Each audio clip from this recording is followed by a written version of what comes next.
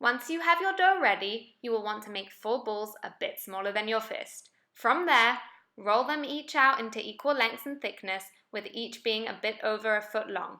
You'll want to make sure you're working in a clean area and have a bit of flour sprinkled down to prevent stickiness. Now, let's get started with the braiding. So this next part might seem complicated, but it's actually quite simple. You put 2 overall and 1 in the middle.